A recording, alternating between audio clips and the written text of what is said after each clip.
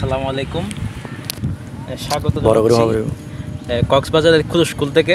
আমরা এখন একটা এই শুটকি, যেখানে শুটকি শুকায় এরকম একটা পল্লীতে আছি। তো আপনারা দেখতেছেন এখানে নতুন সিজনের চুরি শুটকি ইতিমধ্যে এখানে যারা উদ্যোক্তা আছে এরা শুকানোর ব্যবস্থা করতেছে। তো আমরা এই জিনিসটা একটু দেখতে আসলাম। এখানে হচ্ছে আপনারা শুটকি পাবেন বিষমুক্ত শুটকি।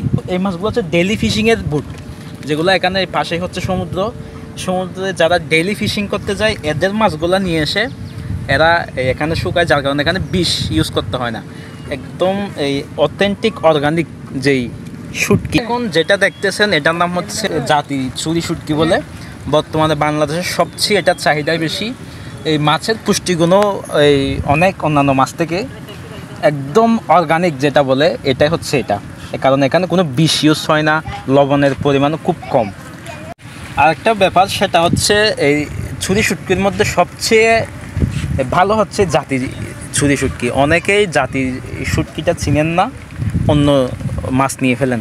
এখানে একটা চেনার উপায় আছে, সেটা হচ্ছে জাতি ছুরি শুটকি মাছ যেটা, এটার মাথায় একটা শক্ত একটা এই যে পাথরের মতো একটা এই দানা থাকবে এই জায়গায়, এটা আপনি ধরলে বুঝবেন, যেটা অন্য ছুরি শুটকিতে থাকে না। এটা হচ্ছে জাতি ছুরি শুটকির একটা মেইন বৈশিষ্ট্য।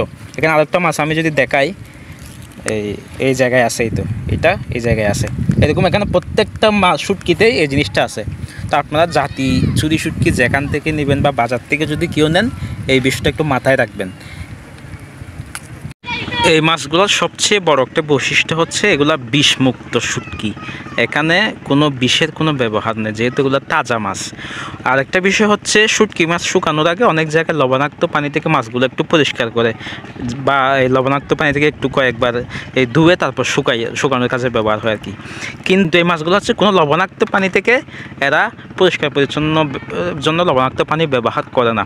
এরা সম্পূর্ণ মিষ্টি পানি, ড্রামভর্তি মিষ্টি পানি এখানে নিয়ে আসে, তারপর এখান থেকে কয়েকবার এই মাছগুলাকে রেখে ধুয়ে তারপর এই শুকানোর যে মাছাগুলো আছে এখানে এরা আটকায় দেয় আর কি।